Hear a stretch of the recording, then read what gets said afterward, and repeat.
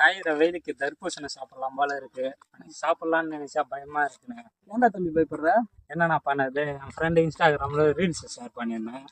தர்பூசணியில ஊசி போட்டு பைக்கு வைக்கிறாங்களாம், அதனால பயமா இருக்குதுண்ணா. தம்பி இதுக்கு போய் பயந்தா எப்படிடா? நானும் அந்த வீடியோவை பார்த்தேன்டா தம்பி. ஃபர்ஸ்ட் அந்த வீடியோ என்னன்னு பார்த்துனா முழுசா பார்த்துனா நீ பயந்துருக்க வேண்டிய அவசியமே இல்லையே. ஒரு விவசாயியா இருந்துட்டு நீயே சாப்பிட பயந்தா மற்றவங்க எப்படி அதை சாப்பிடுவாங்க? அதுக்கப்புறம்ண்ணா ஊசி போட்டு பைக்கு வைக்கிறாங்க, அது கெமிக்கல் இல்லையா? கரெக்டு தான் தம்பி, கெமிக்கல் தான். என்ன ஃபர்ஸ்ட் அதில் என்ன கலக்குறாங்கன்னு தெரிஞ்சுக்க, ஓகேவா? ஃபர்ஸ்ட் என்னன்னா, அந்த தர்பூசணி வந்து கலருக்காக, அந்த ரெட் கலர் நல்லா பியூரா ரெட் கலரா இருக்கணும், பழம் வந்து சீக்கிரமா பழுக்கணும் அப்படின்றதுக்காக எரித்ரோசின்னு ஒரு கெமிக்கல் வந்து ஆட் பண்றாங்க. அந்த கெமிக்கல் வந்து சாதாரணமா இந்த தர்பூசணியில் மட்டும்தான் கலக்குறாங்கன்றதெல்லாம் இல்லை. நீ ஜூஸ் குடிக்கிற பத்தியா, எல்லா ஒரு ஜூஸ்லயுமே வந்து அந்த கலர் ஃபிளேவரிங்காக இதை வந்து ஆட் பண்ணுவாங்க. இதே வந்து தர்பூசணியில இப்ப ஆட் பண்ணிருக்காங்கன்னு சொல்லிட்டு அது ஒரு பெரிய சர்ச்சையா போயிட்டு தான் இருக்கு. அந்த தர்பூசணி நீ கண்டுபிடிச்சிட்டா நீ ஏன் அந்த தர்பூசணி சாப்பிட்ற? இனி நேச்சுரலா கிடைக்கிறத சாப்பிட்டு போலாம்ல. சரி, நான் அது எப்படி கண்டுபிடிக்குது அதை சொல்லுங்க தம்பி. இது வந்து ரொம்ப பெரிய விஷயம்லாம் இல்லப்பா. என்னன்னா, தர்பூசணி வந்து என்ன, இப்போ நம்ம கிராமத்து சைட்ல என்ன சொல்லுவோம், தண்ணி பழம்னு சொல்லுவோமா? ஏன்னா அதுல வந்து 90% தண்ணி மட்டும்தான் இருக்கு. அது எல்லாருக்குமே நல்லா தெரிஞ்ச ஒண்ணு. இப்போ தண்ணி வந்து என்ன கலரு? கலர்லெஸ். நம்ம தண்ணி வந்து கலர்லெஸ்ன்றது எல்லாருக்குமே தெரிஞ்ச ஒண்ணு. இப்போ ஒரு தர்பூசணியை வந்து பாதியா வெட்டினா ஒரு டிஷ்யூ பேப்பர் எடுத்து டெஸ்ட் பண்ணாலே தெரிஞ்சிடும். எப்படின்னா, அந்த டிஷ்யூ பேப்பர்ல தண்ணியில, இப்போ ஒரு டிஷ்யூ பேப்பர் தண்ணியில போட்டோம்னா அது வந்து கலர் சேஞ்ச் ஆகுமா? ஆமா, சேஞ்ச் ஆகும். சேஞ்ச் ஆகாது. அதாவது கலர் தண்ணியில போட்டா சேஞ்ச் ஆகும். கலர் தண்ணியில போட்டா தான் சேஞ்ச் ஆகுமே தவிர நார்மல் தண்ணியில போட்டா சேஞ்ச் ஆகாது.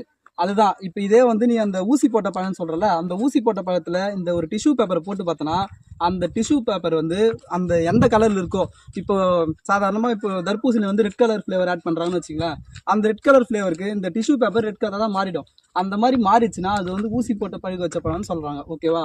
அந்த மாதிரி பழத்தை நீ தவிர்த்துட்டு சாதாரணமா வயல்ல கிடைக்கிற பழத்தை நீ சாப்பிடலாம்ல. அப்படி சாப்பிட்டுக்கோ. தர்பூசணி சாப்பிட்றதுல அதுல என்ன தப்பு இருக்கு? அப்படியே ஹோல்ட் பண்றா. சரி, நான் கண்டுபிடிது சொல்லிட்டீங்க. ஓகே, நான் அதை கண்டுபிடி முடியல என்னால. நான் அதை அப்படியே சாப்பிட்டேன். எனக்கு எதுனா ஆகுமா நான் அதை சாப்பிடறதுனால? எப்பவுமே வந்து எந்த ஒரு பொருளுமே அளவுக்கு மிஞ்சினால் அமுதம் நஞ்சுன்னு சொல்லுவாங்க தம்பி. ஓகேவா? அதுதான். ஏன்னா இந்த கெமிக்கல் வந்து சாதாரணமாகவே எல்லா ஜூஸ்லையுமே இருக்கு. எல்லா ஜூஸ்லையுமே வந்து கலர் ஆடைங்காக இந்த ஃப்ளேவர் ஆட் பண்றாங்க. இப்போ நீ வந்து அதிகமாக சாப்பிட்றேன்னா என்ன ஆகும்னா நரம்பு மண்டலத்தை பாதிக்கும்னு சொல்லுவாங்க. இன்னொரு விஷயம் என்னன்னா, கல்லீரல் பிரச்சனை, ஏதாவது கல்லீரல் பிரச்சனை வரதுக்கான வாய்ப்பு நிறைய இருக்கு. அதனால அதிகமாக சாப்பிடக்கூடாது. நீ மேக்சிமம் தேடி எடுக்கிற பழம் நல்ல பழமா எடுத்து சாப்பிட. இது வந்து இப்போ ஒரு பெரிய சர்ச்சையாக தான் போயிட்டு இருக்கு. நம்ம தான் எல்லாத்தையும் பார்த்து பண்ணிருக்கோம். ஏன்னா நம்ம ஒரு விவசாயி தான். நம்ம விவசாயி படுற கஷ்டம் நமக்கே தெரியல, அப்போ மற்றவங்களுக்கு எப்படி தெரியும்? சரிண்ணா, நம்ம இத்தனை நாளா விவசாயத்தை பற்றி தான் கண்டென்ட்டா எடுப்போம். ஓகே, இன்னைக்கும் அதை பற்றி தான் எடுத்திருக்கோம். அவங்களுக்காக எதுனா சொல்லலாமேண்ணா நம்ம? இல்லடா தம்பி, ஆக்சுவலா இதை பத்தி நான் பேசணும் தான் வந்தேன். என்னன்னா, நானும் வீடியோஸ் நிறைய பார்த்தேன். நிறைய விவசாயிகள் வந்து தர்பூசணி பழத்தை வந்து எடுத்துட்டு போய் டன்னா எடுத்துட்டு போய் குளத்துல கொட்டுறாங்க, மாட்டுக்கு அரிஞ்சு வெட்டி போடுறாங்க, தேவையில்லாம குப்பையில போடுறாங்க. அதுக்கான காரணம் என்னன்னா, இப்போ வந்து இந்த ஊசி போட்ட பழம்லாம் வந்து கலர் வந்து நல்லா பிரைட்டா சூப்பரா இருக்கும் பார்க்க, ரெட் கலரா. நிறைய பேர் லைக் பண்றது எப்படின்னா, நம்ம கலர் ரெட் கலர் வந்து ஆல்ரெடி அட்ராக்டிவ் கலர்.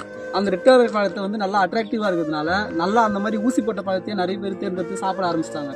என்னன்னா, நார்மலா ஒரு சிறு குறு விவசாயி வந்து ஒரு தர்பூசணி தோட்டம் விற்கிறானா, அவனோட பழத்தை வந்து மார்க்கெட்ல விற்க முடியல. அதுக்கான காரணம் என்னன்னா, அவனால ஊசி போட்டு பழுக்க வைக்க முடியல. அது நார்மலா வந்த பழம், அந்த பழத்தை யாரும் லைக் பண்றது இல்லை. அதனாலதான் இப்போ நான் இந்த வீடியோவை பேசிட்டு இருக்கேன். ஏன்னா நம்ம பழத்தை வந்து கலரை பார்த்து வாங்கக்கூடாது. அதாவது பழம் எது நேச்சரோ, இயற்கையான பழத்தை நம்ம சாப்பிட்டோம்னா இந்த பிரச்சனை இருக்காது. ஏன் அந்த மாதிரி விவசாயிங்க போய் கொட்டாம இருப்பாங்க அப்படின்றதுனால இவ்வளவு தூரம் பேச வரேன்.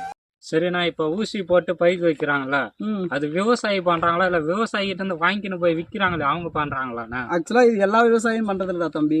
எப்படின்னா, அதாவது விவசாயி வந்து எப்பவுமே நேரடியா வந்து விற்கிற நிலைமைக்கு போக மாட்டான். விவசாயி வந்து அவனோட அறுவடை செஞ்சு இன்னொருத்தன் இடைத்தரகர்னு ஒருத்தன் வாங்கிட்டு போறான்ல, அதை வாங்கிட்டு போய் விற்கிறான் பாரு, அவன் தான் வந்து அவனோட லாபத்தை பாக்குறதுக்காக ஊசி போட்டு பழுக்க வைக்கிறது, பழம் கெட்டு போகாம இருக்கிறதுக்காக அந்த ஊசி யூஸ் பண்றது, அந்த மாதிரி வேலைலாம் அவங்க தான் நிறைய பார்ப்பாங்க.